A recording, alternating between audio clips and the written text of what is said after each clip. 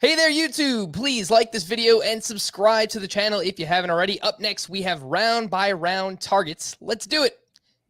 Welcome into Fantasy Baseball today on Wednesday, March 30th. Frank Stampfl joined by Scott White and the returning Chris Towers. What's going on, Chris? How was Puerto Rico? It looked fantastic.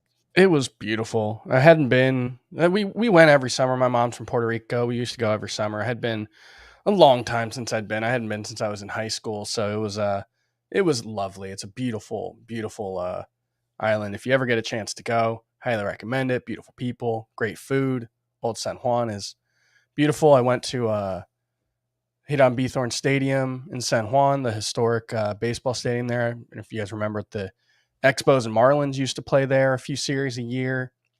Apparently, they leave it open. So my sister and I just kind of drove up and walked around and took pictures. It's very cool. I'm rocking my Santurce Cangrejeros jersey, Roberto Clemente.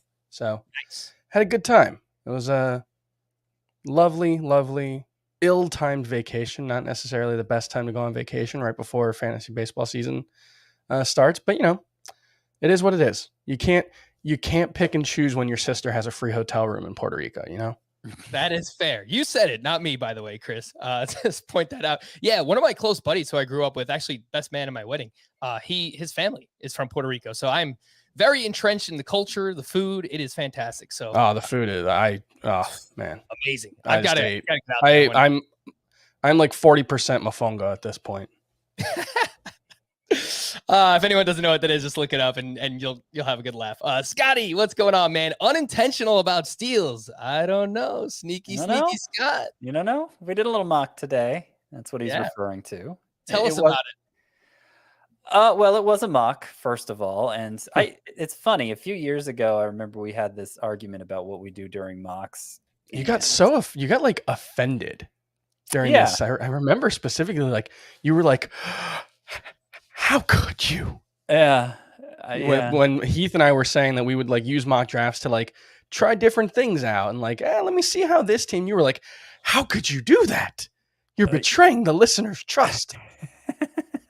That's only a slight exaggeration on the thing Scott was saying. No, I mean, I always at that point. Oh, Scott, you're breaking up a little bit here, bud. I'm gonna boot you out for now, but if you can, jump out of the room. Scott's using my internet provider, I guess. And then jump back in. All right, let's see. Scott, how we doing? Is it better?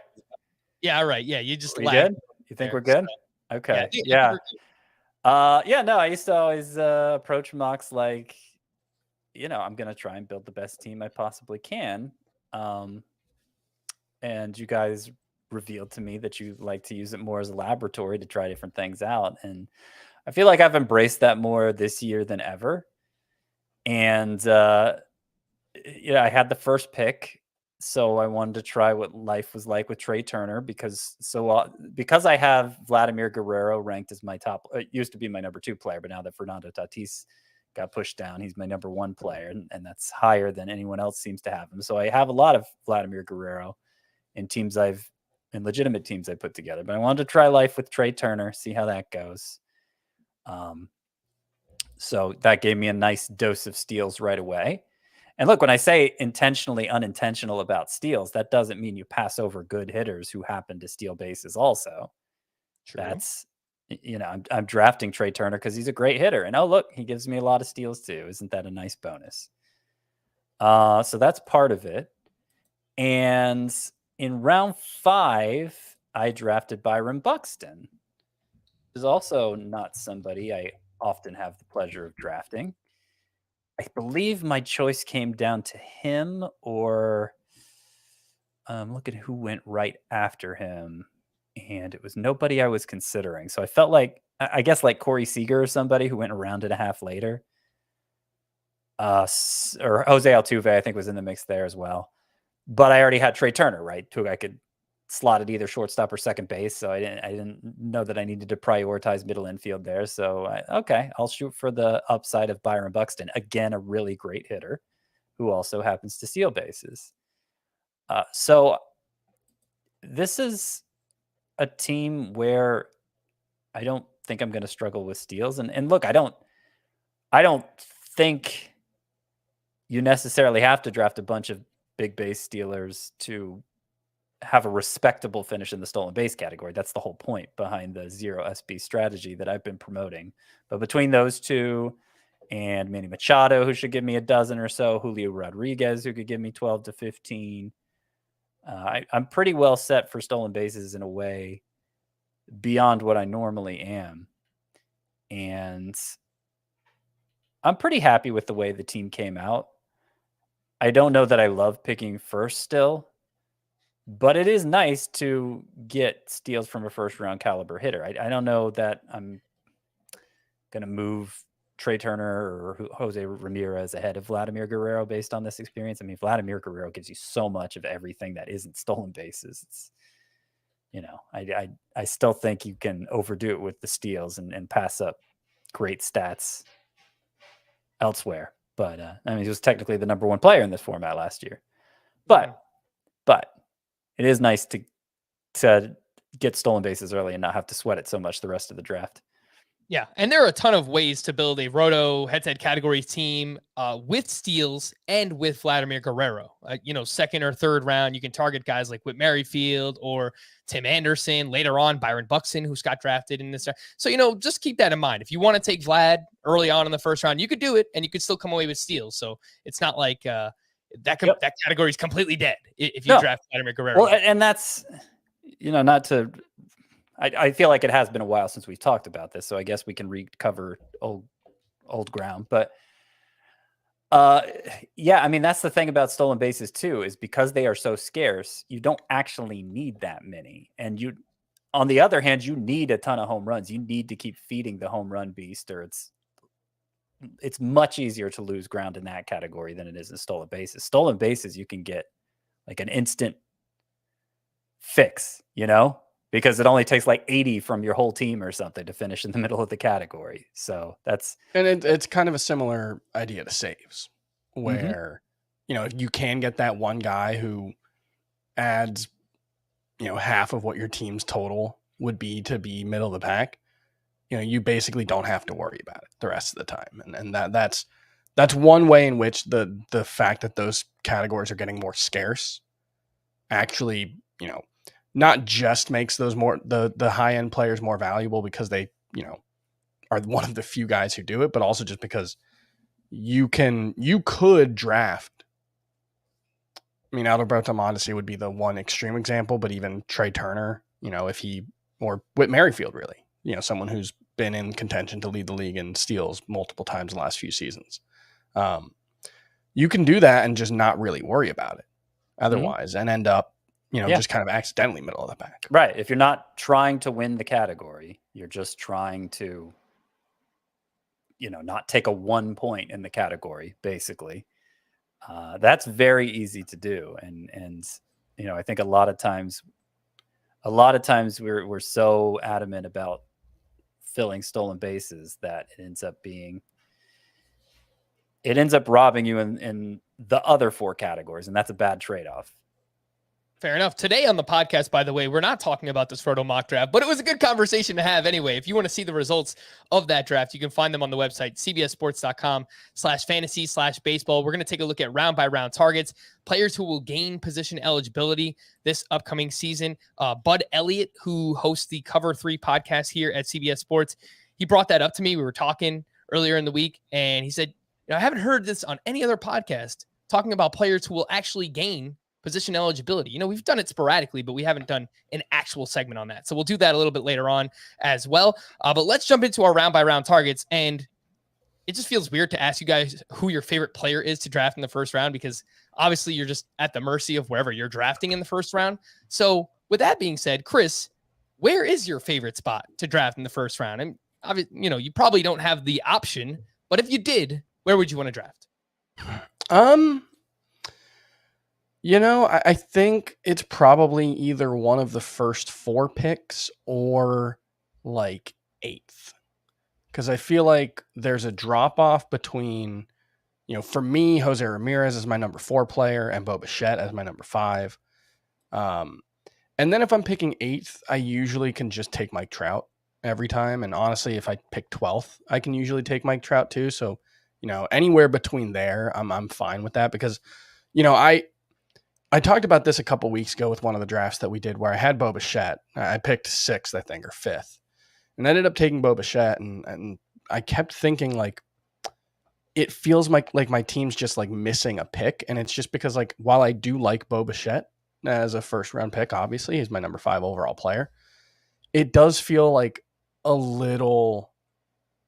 It feels like there's something missing when I take him 5th, and so for me, it's more like I don't want to end up in the spot where I'm 5th. I think that's all I want. Does that make sense? It's more that like avoiding that kind of no man's land in the first round, where I don't think there's any difference. I have, in terms of auction values, I have Bo Bichette and Shohei Ohtani 5th and 9th, and they're the same price for me. So it's kind of like I either want the last of the first tier or I don't want to be at the top of the second tier, rather than like a specific spot in the draft where I do want to be. Yeah, I think in a Roto or categories league, Chris, I hear what you're saying about Bo Bichette, but I feel fine about him, even if I get him 5th overall. Yeah, but I guess my thing is I feel fine about him. Yeah. All right. Like I when I look at like my team overall, anytime I've ended up with him as my like lineup anchor, it just like it feels like I should have like a much stronger, and maybe that's unfair because he's kind of like 95% of Trey Turner everywhere. Yeah, I think it's because it might be a psychological thing because it's his first time in the first round, so we're looking at him like, well, and really, as like an actual hitter, he is well below the rest of the guys. I mean, we're you're talking about he's like a low to mid 800s OPS guy as opposed to Mookie Betts consistently putting up 900 OPSs for most of his career. Yeah. Well, and I think what Chris is saying is Bo Bichette is fine, but he feels just as good about Mike Trout as Bo Bichette. Yes. And so why you're giving up kind of 3 picks of value by picking. Yeah. That's, or like even like Kyle Tucker and Bo Bichette. I don't think there's much difference there except for counting stats. I think, Tucker, it looks like he's probably not going to bat at the top of the lineup again. They didn't consult with me, so don't ask me why it looks like that, but it does look like he's going to bat in the bottom half of the lineup, at least to start the season. But like, I feel very, very similar about those two guys. And it's probably just like Bo Bichette probably gets 5 to 10 more runs in RBI, Scott, talk to me about your favorite spot to draft in the first round, maybe how it might differ in a Roto league versus a head-to-head points league. Well, okay. My favorite spot to draft, just generally speaking, it's about the same as Chris. We used to talk about a clear top 5 at the top, and obviously Fernando Tatis went down, so now it's a top 4 with Turner, Soto, Guerrero, and Ramirez. And I think that's the same top 4 points or Roto. I think maybe I have Garrett Cole ahead of Trey Turner in points. And obviously the order of the top 3 is different. Soto's number 1 in points leagues, while in Roto, you might go for one of the base stealers instead. I have Vladimir Guerrero number 1, but Soto would be a clear 4th for me in Roto, while he's a clear 1 in points. But I actually, even more than picking 4th, I prefer to pick near the back of round 1, near the back of that second cluster of players. And I'm happy to take Trout or Harper or Ohtani even. I prefer Ohtani less because of the batting average issue in Roto. Mm-hmm.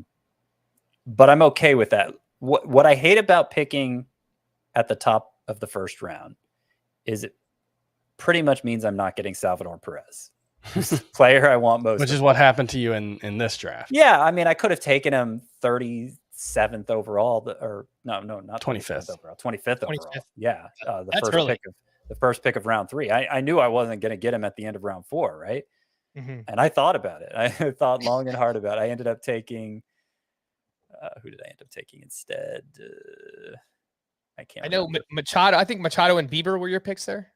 Yeah, so I was between Bieber and Salvador Perez for me, and I think if it was a real draft, I might have taken Perez instead of Bieber, honestly. But I didn't. I preferred to test something other than drafting Perez there, so that's what I did.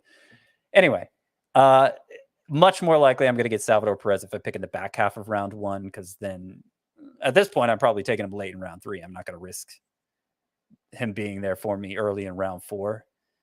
So that's something to think about too. It's not always about just the player you're taking in round 1. I mean, that's one pick. I also prefer to pick toward the middle of a round than closer to one end or the other, just because you get it's harder to anticipate what's going to come back to you with that next pick. It's harder to do the tiers approach because a whole tier of players can be wiped out if you have to wait 20 spots between each of your picks, and that just drives me crazy. I end up reaching or getting shut out too often when I pick at the ends. So I prefer to pick toward the middle. So I think like 8th or 9th, ideally, is where I'm looking to take this year. All right. Yeah, you could be susceptible to those runs if there's a closer run that happens or a bunch of steals or even like a catcher run, something like that. It could be positional, or it could be, a categorical run that happens in your draft if you're drafting on one end. And then, of course, what's gonna make it back to you on the way back. I think in a categories league, I want to be one of the top 3 or 4. I think if I can get Trey Turner or Jose Ramirez or even Bo Bichette, awesome. In a points league, I think kind of like the 8 to 10, maybe like 6 to 10 range. I would love to get Garrett Cole if I can in a points league, but if not, any of Trout, Harper, those guys are awesome in points leagues. And then you have an earlier second round pick, and you can hopefully get an ace there as well. So, and I'll say in points leagues, I do think the drop off in value is perhaps a little less pronounced at the top. Yeah. So that's where having that top 4 pick is not necessarily as much, because like Bryce Harper walks so much. Garrett Cole, the volume that he can give you as a starting pitcher. We've seen him have that 700-point season. Bo Bichette, the counting stats. Mookie Betts is just awesome all around with plate discipline as well. Mike Trout, yeah, very well. If he stays healthy, he's probably the number 1 player in points. Yeah, I don't feel as confident about that in Roto. This is the thing I keep like coming back to with Mike Trout every time I write about him or talk about him, is like, I think most people would say Juan Soto is the best hitter in baseball right now, but it's worth remembering, like, Mike Trout is Juan Soto, but with like a 50 homer pace over the last 4 seasons. Like, I almost feel like how good of just a hitter Mike Trout is at this point in his career is almost just a teeny tiny bit overlooked. He's still pretty ridiculous. Just stay on the field, Trout. Come on, man. We need you. All right, let's get into round by round targets. That was a whole, diatribe on the first round. Let's talk about the second round. Picks 13 through 24. We're using Fantasy Pros ADP, which is a culmination of ESPN, CBS, Yahoo, NFBC, all the different ADP sources. And we will start with Scott. Picks 13 to 24. Your favorite player to target in round 2. My favorite player to target in round 2 is probably Rafael Devers, to the point that I've moved him up into my round 1. I believe I have him like 11th or 12th, depending on the format. So if I can get him in round 2, obviously I'm thrilled with that. I'd like to secure third base early with a hitter I can trust. And I think Devers is definitely that. And that way I don't have to wonder about Austin Riley or Nolan Arenado. Some hitters who, very likely will put up good numbers, but we have more questions about them. And they probably go around earlier than they should, just because of the state of third base. And I don't think that's happening with Rafael Devers. So I would say he's my favorite to draft in round 2. All right, Chris, round 2. Who's your favorite? I'll go not quite the exact opposite way, but Manny Machado is my favorite player in round 2. Mostly because I don't think there's much of a difference between him and Rafael Devers. And Rafael Devers' price just keeps getting pushed up. Some people keep moving him into their first round. And Machado's just sitting there still at the back half of the second round. 22.8 overall in Fantasy Pros ADP as the number 22 player. I've got him at number 14 in Roto leagues. And it's because, if you look at what he produced is very similar to Rafael Devers. The overall power number is not quite there, but the underlying numbers really, really comparable to what Rafael Devers did. Manny Machado the last 2 seasons, and really 3 out of the last 4, the one exception being that 2019 season where he just wasn't as good. The underlying numbers especially are extremely strong for Manny Machado. So, he's an above average or below average strikeout rate guy, makes a ton of contact, and is making a ton of hard contact. I've come back around on Manny Machado. I was kind of out on him going into 2020, but I'm pretty much all in. I think he's actually among the first round or the first 2-round hitters, probably the most undervalued in my eyes. Plus, he's going to help a little in steals when right. That's like, won't. Yeah. I think the other 4 categories are going to be pretty similar between him and Rafael Devers, but I think Machado will probably steal 6 to 8 more bases. So when my initial rankings came out in October, I actually had Machado, or at least I came very close to putting Machado ahead of Devers for a lot of the reasons you gave. And, I guess the harder I look at Devers, the more I like him. And part of it is because you just look at the combined number of runs and RBI he had last year. Well, and Machado's lineup context looks a little worse with Tatis out, although the addition of Luke Voit, helps in that regard. And obviously Story added to the Red Sox lineup makes that better. So that's I think the biggest key is like runs plus RBI, but those can fluctuate out for reasons outside of a player's control, or at least outside of what we would be able to project that, the stolen bases for Machado are enough for me to give him an edge. Yeah, there is a lot of variance year over year in counting stats, but it's just hard to see how Devers' numbers, if he stays healthy, how they really take a step back, right? I mean, again, add Trevor Story to that lineup is as good as they were. I do worry with Machado just a little bit that they don't have Jace Tingler as their manager anymore, and under Jace Tingler, they were very, very aggressive on the base paths. So, and again, we've talked about this. Like, he could very likely go from 12 steals to 5 or 6, and Machado's sprint speed was low last year. I do wonder if does that necessarily reflect how fast Manny Machado actually is when he's fully going? I don't criticize Manny Machado for his apparent lack of hustle, but I think it's smart. Like, I think choosing your spots is smart. I don't think you have to try to leg out every ground ball just because Pete Rose used to do it. Like, you're going to get thrown out most of the time. You might get 1 extra hit per season, but if it increases your chance of injury, it's not really worth it. But yeah, that's the stolen bases is the one part where it's like, I wish I felt more comfortable in Machado being like a 10 to 15 steal guy. The second round for me, the player that I like to target most, specifically in category leagues, Luis Robert. And I've talked about him a lot this offseason. He's 24 years old, seemingly entering the prime of his career, and he just improved in every possible way that you wanted to see him do from the shortened 2020 season to last year. He did only play 68 games last season because of a hip flexor injury, but he lowered the strikeouts tremendously. Lots of line drives. He crushed the ball. He has power and speed. He's part of a really strong White Sox lineup. Would not surprise me if we're talking about Luis Robert as a mid first round pick next year. Can he hit 280 with 30 homers and 20 steals? I think it's definitely possible for Luis Robert. So I'm very excited to draft him. And, maybe in a points league, you lower him a little bit. I think, maybe the strikeouts come back, maybe they come back up a little bit this season. So you devalue him just a tad. Maybe it's like an early 3rd round pick in a points league, but I do love drafting Luis Robert this season. A 3rd round target. Chris, we'll start with you this time. Who you got? Yeah, so I'm writing a piece like this for CBSSports.com that should be up on Wednesday morning. And I did it based on an FC ADP since the start of March. Trevor Story is a 3rd round pick. So I'm using him for the article for the purposes of this. We're using Fantasy Pros ADP. And I think I actually would go with Marcus Semien, which is shocking because I was all prepared to be out on Marcus Semien and, not really want to draft him. But I find myself ending up with him a decent amount in the drafts we do. I think I took him in the Roto mock we did today. And it's just because I didn't expect people to be as out on him.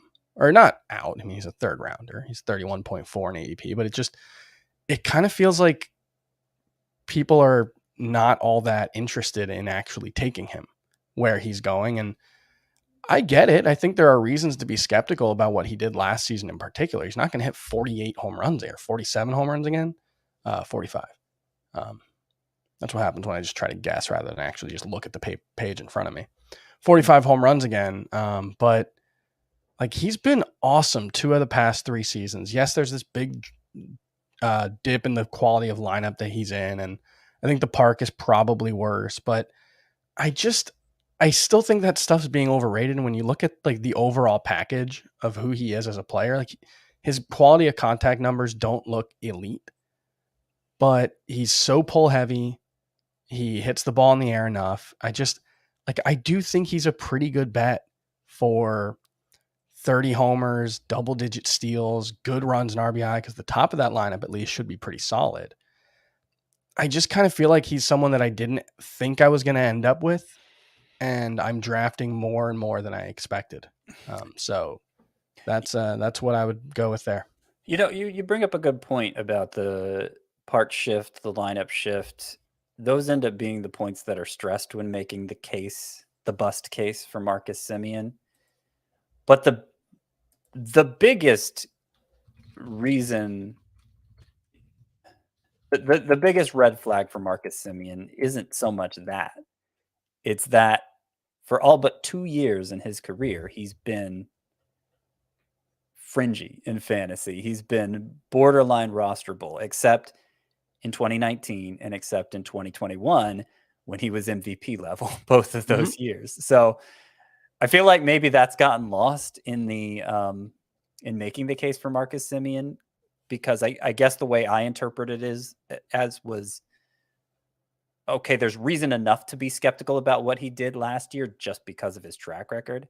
And then when you add these other factors to it, well, okay, like we got to be careful with Marcus Semien. I'm not totally opposed to drafting him. There've been a couple times when he's lasted to like round 5, and it's like, all right, give me Marcus Semien. But yeah, in round 3, there's still too much else there that I like. All right, Scott, talking a big game. There's a lot that you like. Who's your favorite in the third round? It's obviously Salvador Perez. What's funny is his combined ADP here is 29th. I think maybe I've done one draft where he's went as early as 29th. So I don't know how that's happening. I guess maybe drafters, just regular drafters, are even higher on Salvador Perez than like industry folks who I'm drafting against are. So, you know, obviously I passed on taking him 25th overall, as we talked about at the start of the show. But in the back half of round 3, that's automatic for me. I don't care what my first 2 picks were. I don't care who's off the board in any other position. Salvador Perez is there in the back of round 3. I'm taking him because I think that's the biggest advantage you can get at any position, is that guy right there. And I feel like maybe this gets lost in the analysis of Salvador Perez, is it wasn't like a one-off for him. He was far and away the best catcher in 2020 as well. We just wrote it off because it was 2020, right? But 2 years in a row now where he's been just on a different level from every other catcher. Yeah, I got him with the 9th pick of the 3rd round in a 15-team league that I did yesterday, a Roto league, 2-catcher. So yeah, I'm ending up with him, with Salvador Perez, in a ton of the drafts that I'm not doing with Scott. And even in the ones I'm doing with Scott, I feel like I'm ending up with him a decent amount. I know. Because, yeah, I know. I do. I agree with a lot of what you're saying. I was skeptical about him last season, but the edge that particularly him and Will Smith and potentially Dalton Varsho can give you at the catcher position, I think is just super valuable. It's part of why, you know, if we were doing the players you don't like drafting from each round, JT Realmuto would be my pick for where he's going, just because I think he's getting kind of pushed up along with those other 2 guys in a way that I'm not sure his overall production actually justifies anymore. But yeah, no, I really like Salvador Perez at this point, just from what it means for your team as you're drafting. All right, 3rd round for me. I think I cheated a little bit on this one because Sandy Alcantara is the 37th player off the board, but I'm taking him in the 3rd round, even though in this mock draft that we just did, I passed on him in the 3rd round because I thought he would make it to me in the 4th, but he didn't. So maybe I'm a liar. Anyway, I do like Sandy Alcantara quite a bit. And last year he was one of 4 pitchers with 200 plus innings pitched. So he is a workhorse. He's going to go deep into his starts. Hopefully Miami could score some runs for him this season. And I think that there is more upside in the strikeout department than people are giving him credit for. 13.3% swinging strike rate for Sandy last year. That was 9th among qualified starting pitchers. Over his final 13 starts, that number went up to 15% swinging strike rate, where Sandy made a pitch mix change. Slider usage went up during that time. His fastball velo was up last year. He's just progressing overall as a pitcher. He gets a lot of ground balls. He's come a long way in terms of his control as well. I'm there. I know he's like a divisive player. Some like people are either in or out. I am someone who is in on Sandy Alcantara. Let's go into the 4th round. These are players going between picks 37 and 48. Scott, kick us off. Your 4th round target. Well, first of all, I just want to say if Zach Wheeler makes it to round 4 here, that's pretty much automatic for me as well. I think I have virtually no concerns about his shoulder at this point with him back to ramping up again. But among those who actually go in this range, favorite to draft, I mean, the one I draft most often is probably Austin Riley, because if I haven't locked up third base yet, I'm starting to get a little worried about how that's going to look. So it's probably him. And I think he's 90%. I think he's at least 90% of what he was last year. I have the most questions about the batting average of looking at his whole stat line. He hit over 300. I think realistically, he's more like a 280 hitter. But I know you guys have like concerns about bottom out potential for Austin Riley, and I'm not really there with him. If we're talking strictly favorites, I know I'm naming 3 names here. Who I would prefer to take in this range is Pete Alonso. Get the 40 homers. You know, I don't want to sell homers short this year. There's a lot of first basemen I like later, so you know I end up passing over Pete Alonso a lot in this range. But optimally, he would be the guy I'd take here. And you know, we talked earlier about how, you know, maybe a couple weeks ago, how him and Matt Olson's prices were kind of coming together. That was in NFC drafts.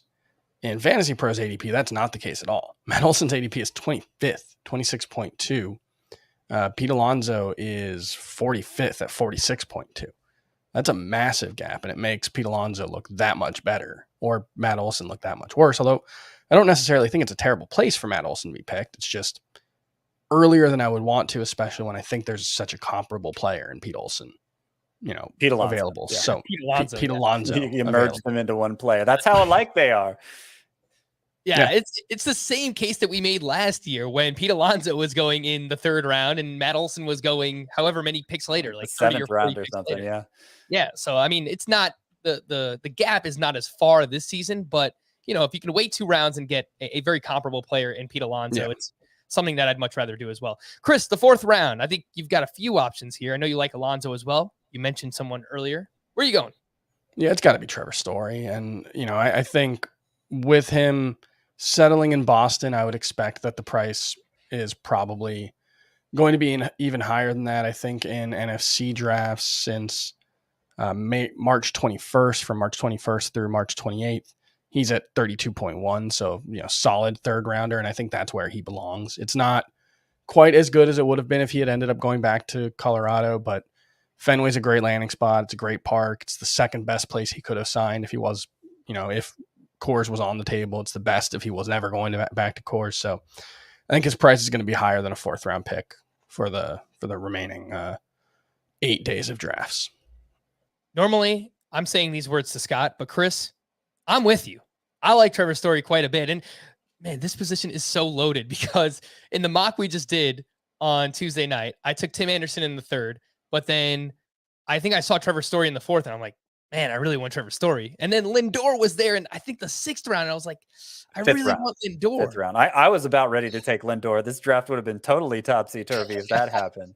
Yeah, no, Trevor Story went 37th overall in this mock we just did. First pick of round 4.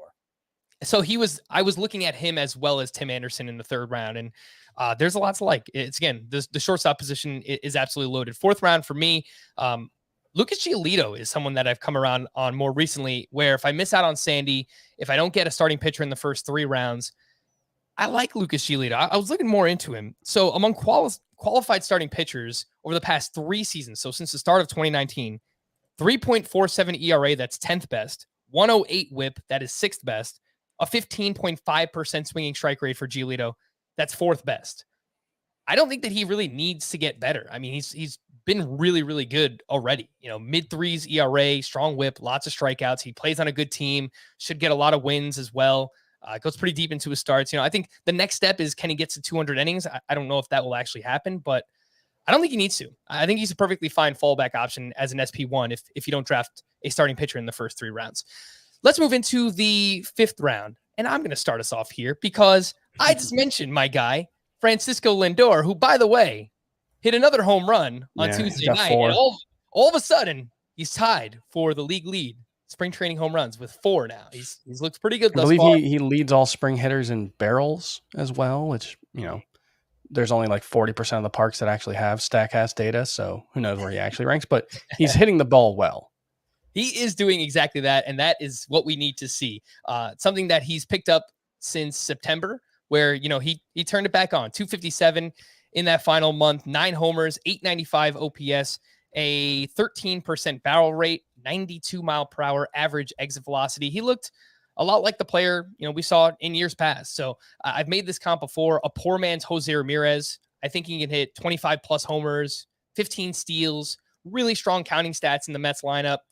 First year in a new location, big city, obviously lots of expectations with the New York Mets. I just think he's going to bounce back. And I think the hate has gone too far the other way for Francisco Lindor. So 5th round, I am all in there. Chris, who you got in the 5th round? Yeah, so if we're going by Fantasy Pros ADP, I really like Byron Buxton and Kevin Gausman and George Springer, who are going consecutively. Yeah. So I'm going to pull a Scott here and just list a quarter of all the players being drafted in this range. By NFC ADP, Buxton is a 4th rounder. Gausman is a 6th rounder. So I was able to write about all 3 of those guys in my piece. But I'll focus on, you don't need me to tell you why I like Byron Buxton. He's amazing over the past, even if you don't believe what he did last season was real when he had 1,005 OPS. Over the past 3 seasons, his 162 game pace is 277 average, 36 homers, 91 runs, 101 RBI, 22 steals. If that's not a 1st rounder, it's a top 15 pick at worst. So I think there's top 5 overall potential there for Byron Buxton. Gausman is a player that I think is getting, I don't understand. There seems to be a lot of skepticism around Kevin Gausman. Like, I had him and Robbie Ray kind of grouped in my mind. And I do have Robbie Ray ranked higher, but there's been like a 2-round gap in ADP, if not more, at least in NFC ADP. And I don't quite get it. I think Kevin Gausman, he was never going to be the 1.73 ERA guy that he was pre-All-Star break last season, and that was always going to be an unreasonable expectation. But he basically just had a really, really bad July. And that was really all that went wrong for him in the second half of last season. He had a 2.97 FIP from August 1st on, 3.70 ERA, 28% strikeout rate. There's not really anything with, with the sticky substance crackdown with Kevin Gausman that looks suspicious. He was actually, June was arguably his best month in the immediate aftermath of that. So I don't quite understand why there seems to be so much apparent skepticism around Gausman relative to other kind of 1-year wonder guys. And he's not really a 1-year wonder. He was awesome in 2020 too. So I'm in on Gausman. My kind of ideal start at starting pitcher would be like Max Scherzer in the 2nd round and Kevin Gausman in the 6th, if I can swing it. And it's pretty realistic. So I like Kevin Gausman in the 5th or the 6th round. All right, Scotty, 5th round. These are picks 49 through 60 in a 12-team league.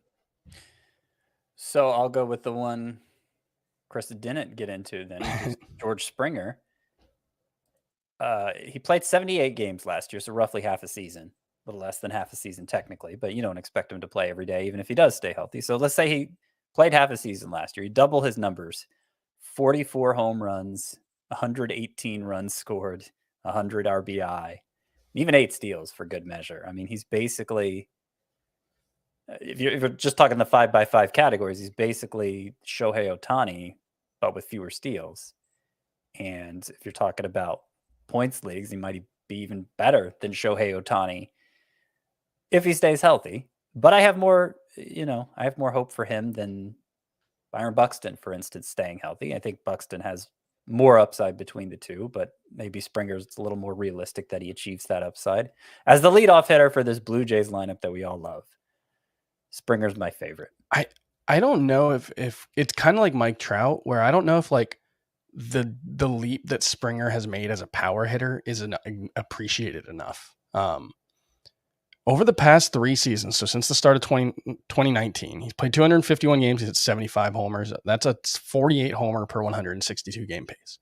He's not going to play 162 games, obviously, but he has been an elite power hitter.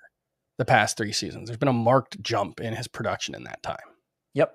Yeah, I mean, would you rather have Judge in round 3 or Springer 2 rounds later? And for me, it's obviously Springer. I might just have Springer ranked higher at this point. I do. Yep. Oof. The love for George Springer. Springer's my number 24 player. I am way higher on George Springer than everyone. He's going to be on pretty much all of my teams.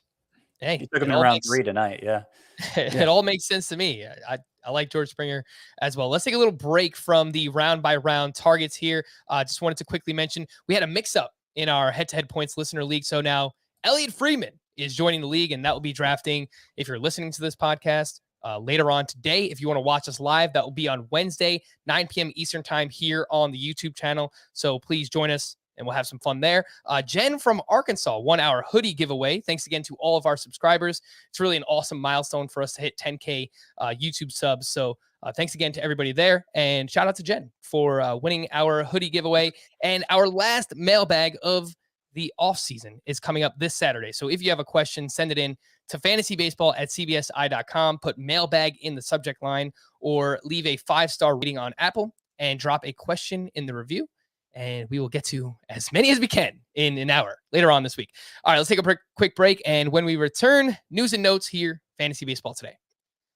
All right, so let's quickly hit some news and notes. Chris Sale, who is dealing with a stress fracture in his rib, is feeling much better and will start throwing early next week. Scott, are we moving Chris Sale back up the rankings? I saw you tweeting about him earlier on Tuesday. Yeah, I feel like I overdid it in moving him down because I was thinking mid-June, and now I'm feeling like mid-May is what we're talking about here for his return. So I would probably move him. Let me see if I can find the sheet from tonight. I would move him into that range just a little after like Chris Bassett and Ranger Suarez, kind of sort of where Adam Wainwright is going. I think I'd have him just after Wainwright because we know I'm high on Wainwright. So that's where I'm thinking the right range is for Chris Sale. All right. Yeah. So I've got him at SP 40, which is basically right around there. So I think we're probably going to wind up around the same spot there in the ranks. Not only has Dave Roberts said Blake Treinen will have a versatile role in the bullpen, but Treinen himself said that he actually prefers that over being the closer. I think it's looking more and more likely that Daniel Hudson and Brusdar Graterol could wind up with save opportunities here for the Los Angeles Dodgers. So keep that in mind if you were getting excited about Blake Treinen. I kind of here's the full quote. Can I read the full quote? I know Sure. I kind of enjoy my current role more than closing, to be honest with you. I enjoy both. When I was in the ninth, it's a really fun feeling being the last one on the field when you get the last out. That's a fun thing, knowing the game comes down to you. But you don't always face the biggest situations in the ninth inning. Like, I feel like Does that quote make it clear what he really prefers? Like, well, this I would seems also like an say, aggregation error where everybody's just like Treinen prefers not closing. At least it sounds like he's really happy closing too. I think he likes both, but if look, again, I think it just comes down to what will be the biggest moment in the game, and that's probably where they want to use Blake Treinen. Right, but I think the thing to keep in mind with all these is like nobody gets 100% of the save opportunities. But I think it could be more split this year with the Dodgers than, we've seen for the past decade. It's not going to be Kenley Jansen's role. It's not going to be like Kenley Jansen just is exclusively the ninth inning guy. I don't think it's going to be that. But I don't know. If Blake Treinen's healthy and he's good, it's hard to see a scenario where he's getting 40% of the save chances. That's just typically not how it works. The highest leverage situation is not always the ninth inning, but a lot of the times it is. So I still think he's still going to get a lot of saves. And I think there's probably a buying opportunity now in the next few days of drafts. Ultimately, I think, because I'm sure you have a note here about the Giants closer situation, I think comments made by players and managers are being treated with a lot more certainty just overall than they should be. Because there's little certainty. Right. I think things evolve, and they can sometimes evolve very quickly. And we only have hints as to how they're going to start out, not where they're going to end up. And also, a third of what we assume the closer situations are on opening day will be different. Is it too After much to 6 say? weeks. Is it too much to say 2 weeks into the season? 2 weeks? Okay.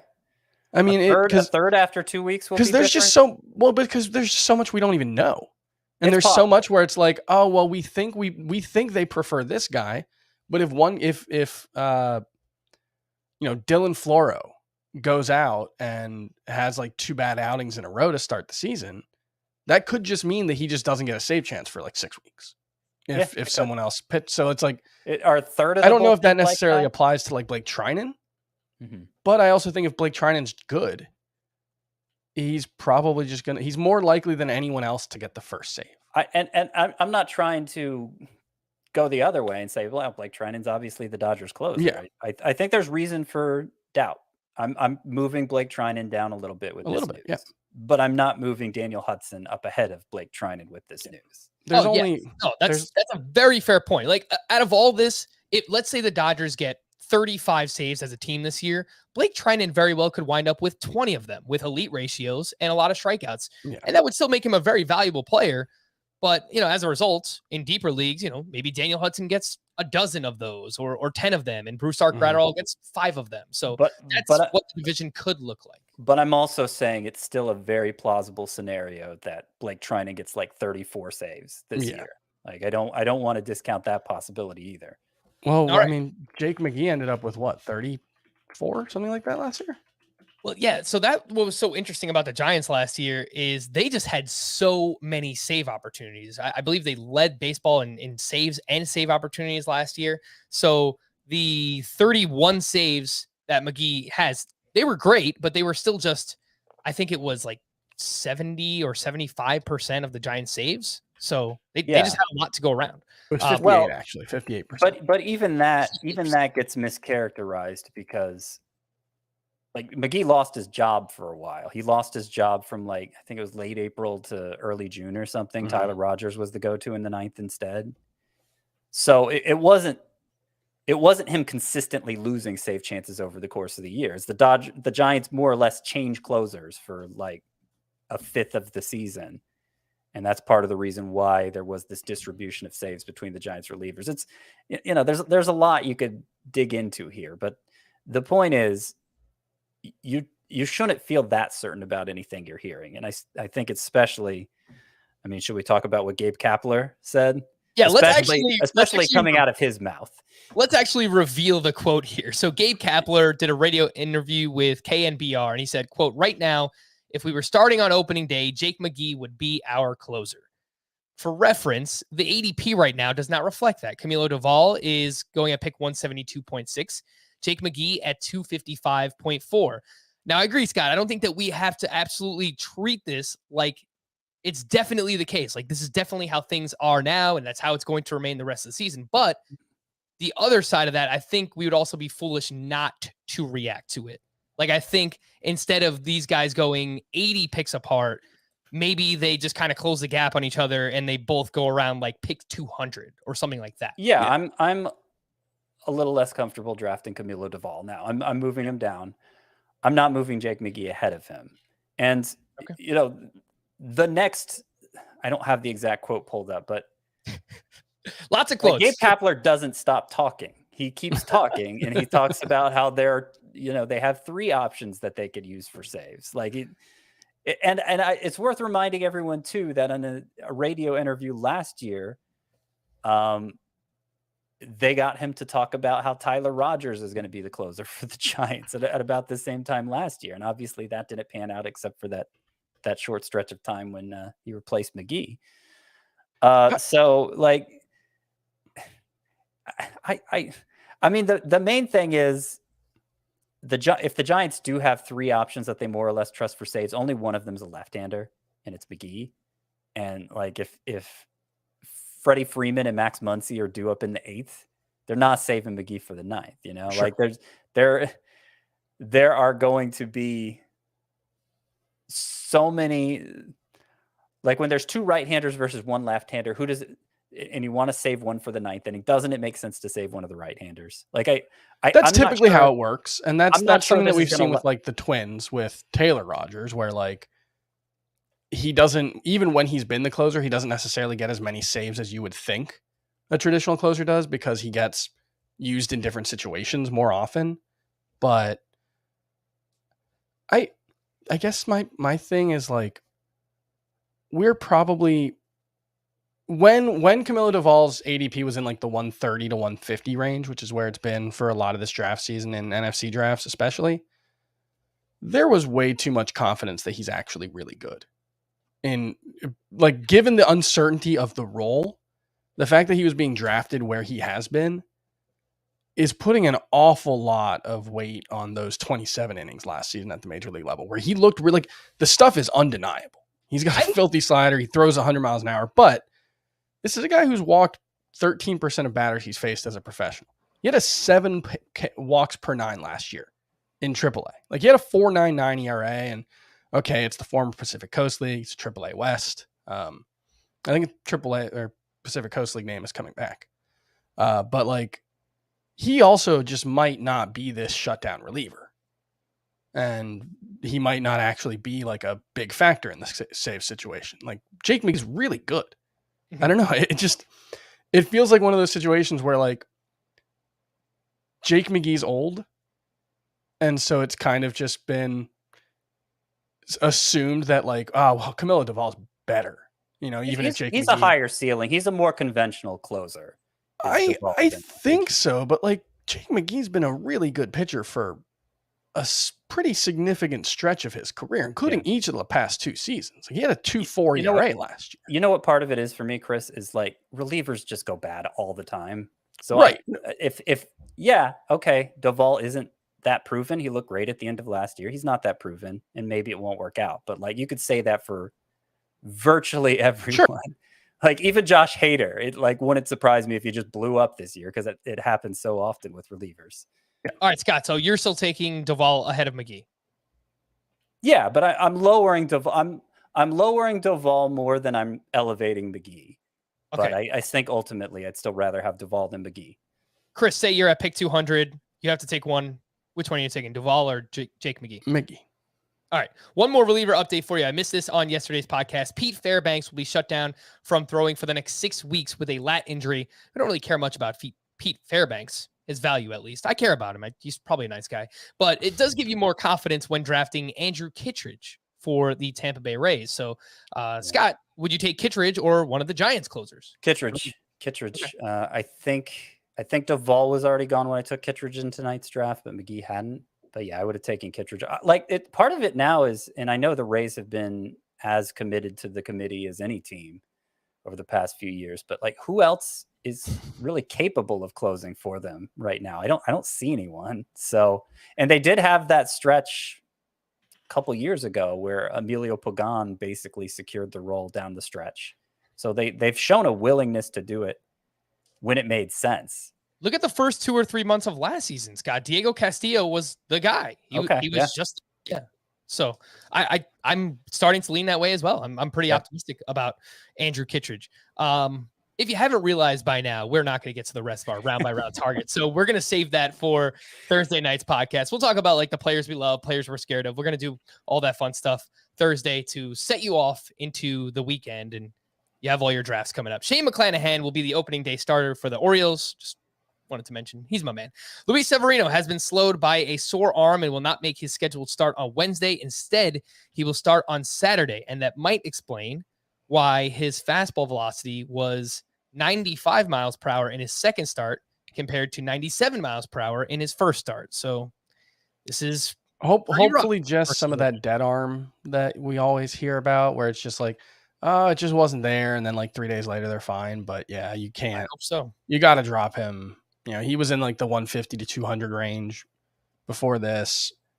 You know, after 200, there's still very little risk, so I don't mind taking the flyer him, especially in points leagues, which are so shallow, and he's got that SPARP eligibility that like he still should be drafted in that format. But yeah, it's a bit of cold water for sure. You know what? And Mike Clevenger got shelled in his first official start. Like, shelled. It was the line was disastrous. 8 earned runs over 1 2/3 innings. So between Severino, Clevenger, and Syndergaard, his velocity's down a little bit. Like, I don't think you should feel super confident about any in that Tommy John trio. I mean, Justin Verlander, he's looking great. He was the one we were least concerned about all along. But those other three, I'm not saying they're going to be bad. Maybe they bounce back fine. But I'm not as confident taking them now as I was before spring training started. As expected, the Pirates optioned O'Neal Cruz to AAA. He was 5 for 15 this spring with 2 mammoth home runs. My guess is that we'll see him sometime late April, early May. What do you think, Scott? Yeah, I think it'll be very soon. I think they wanted to get some experience in the outfield, and he only played 6 games at AAA, so it would be aggressive. It would be aggressive putting him on the major league roster. And he only played like 60 games at AA, right? It wasn't a huge sample size either. Yeah. The frustrating thing is like there's no clear deadline or like there's no clear timetable of where the incentives line up now for O'Neal Cruz to get called up. So it's like my guess is late April, but I'm not the Pirates, so I don't know. It could be late June. That's yeah. I mean, we held on to Kelnick and Wander Franco forever last season. Yeah, but no, I absolutely still think you should be drafting him and holding him. I mentioned this on Monday, but Chris, I want to mention it again now that you're here. How dominant Edward Cabrera was in his spring debut for the Marlins. And he revealed after the start that he's been working on a new sinker. He said, quote, "It's something that I'm applying to the game. I'm throwing a 98-mile-per-hour sinker. It's something that I want to surprise some of the batters with, an 88-mile-per-hour slider." So he's got both of those things going on, especially if it's breaking like it was today. I can apply it and have some success here. So the velo was there. The slider looked fantastic on Monday as well. Chris, I mean, the question is, where does Edward Cabrera fit in here unless the Marlins choose to go 6-man rotation? Yeah, I don't think he's going to be in the opening day rotation. Okay. It's entirely possible that they could go 6-man rotation. They've got a ton of young guys whose innings, could use preserving, but he also made his spring debut on Monday, so he's a week behind everyone else as well. So I wouldn't expect him to be out there, but yeah, he's super talented. He's a top 40 overall prospect, and the issue for him last season was the fastball. His fastball got crushed. He's got a really good changeup. The slider is, the third pitch, but if the sinker can give him another look that, he can throw low in the zone and generate a little bit of weak contact with, maybe that'll help him break out, but he's super talented. So I definitely one of the late round sleepers that I've stashed in a bunch of the deeper leagues I'm in. And Alek Manoah just kind of did the same thing last year. He didn't necessarily have a traditional third pitch. He was 4-seam, sinker, and slider, and it worked for him. So if you throw that hard, it's something that might work for Edward Cabrera as well. Joe Madden confirmed David Fletcher will begin the season as the Angels starting shortstop, which is good news for Chris's Roto salary cap draft, which we did last week. Brandon Belt is expected to be ready for opening day as he battles knee inflammation. Michael Pineda will miss his first start or two due to visa issues. Tony Santillan has been told that he will start the season in the Reds bullpen. And I think that just about does it, Scott. I don't know who else they might go with here, but I think both Hunter Green and Nick Lodolo will be in the rotation. Lodolo pitched again on Tuesday. He threw 3 scoreless with 3 strikeouts. And so far in spring, he's allowed just 1 run with 9 Ks to 1 walk. I think he's in. One of them definitely has to be in at this point. One of Green and Lodolo does. They still have enough options to fill out the rotation and leave one of them out. And Green's the one already on the 40-man roster. So I would guess that gives him the leg up over Lodolo. But it also looks like Lodolo is more clearly ready. So and it's hard to say. And maybe both of them do. Let's do it. That's certainly a possibility. And should be on late round radars in every league. Yeah, we have a few of those coming up. Mitch Keller, Mackenzie Gore as well. There's no shortage. Even Reed Detmers, Chris, he's someone that's been rising up draft boards. I know you like him as well. I got to mention Justin Verlander with 4 scoreless innings, 6 strikeouts to 1 walk on Tuesday. He got up to 62 pitches. He has not allowed a run in 3 spring starts. And the ADP has been on the rise the last 2 weeks. NFBC, he's going right around pick 80. So, Scott, now that he's on the rise, what do you think? Like, if you gotta use a 6th or 7th round pick on Justin Verlander, are you comfortable doing it? I'm comfortable doing it. Yeah, I don't know that he's really leapfrogging anybody in my starting pitcher rankings. I already had him ranked plenty high So, I have him going like right after Jose Barrios and Freddie Peralta, and pretty high end guys. But I'm comfortable with him going earlier. I always thought he was going too late. So maybe now he's just about right, and I'd be happy to take him still. All right, I mentioned Mitch Keller with 4 more scoreless innings on Tuesday. The fastball velo was up again, 96.4 miles per hour. Last year, that was 93.8. He threw 17 sliders, 15 curveballs in this start. And perhaps the biggest positive is he has just 1 walk through his first 3 spring starts. So, Chris, I feel like you're the one who's talked about Keller the past couple of seasons. Are you actually buying into what you've seen so far? Define buying into. Late round sleeper, I am buying into Mitch Keller throwing harder for sure. Here's the thing: he's doing it objectively. A month ago, we were not drafting him in mock drafts. Yeah, no, I'm drafting him. He is legitimately being drafted. Yeah, yeah. I drafted him in TGFBI, which is a 15 team. I drafted him in my FSGA Experts League yesterday. So that's another 15 team. But yeah, I think he's in the 12 team Roto discussion. Definitely in the reserve rounds if you have that. So yeah, he's still not getting a ton of swings and misses. That was a little better in this start than the previous ones, but it was a lot of swings and misses on his fastball. I'm not sure what he has still besides the really hard fastball. And even then, I'm not sure if it's a great pitch, but yeah, you can't ignore a guy who's throwing 96 miles per hour on average with his fastball with the kind of pedigree that Mitch Keller has. So expectations should be tempered as always, but they should be risen. All right. Mackenzie Gore, we mentioned earlier that Mike Clevenger got rocked in his start on Tuesday. Mackenzie Gore pitched later on in that game. He allowed 2 runs over 4 innings of work. He has 11 strikeouts to just 1 walk this spring. And I saw an intriguing quote from Bob Melvin after the game. Every time Gore pitches like that, we certainly have to take a look and see what the potential is going to be. Melvin also said that he prefers a 5-man rotation, but hasn't ruled out 6 starters to open the season. Scott, who would you rather take a late round flyer on, Mackenzie Gore or Mitch Keller? I think Keller, just because he has the role, and you could probably get away with not taking Gore more. I know Gore went. I took Gore in this mock draft we did tonight. It was several rounds after Keller went, so a lot of your drafts are going to be ended before I think Gore's really on the table, unless they announce that he's in the rotation, and then I think the math completely changes because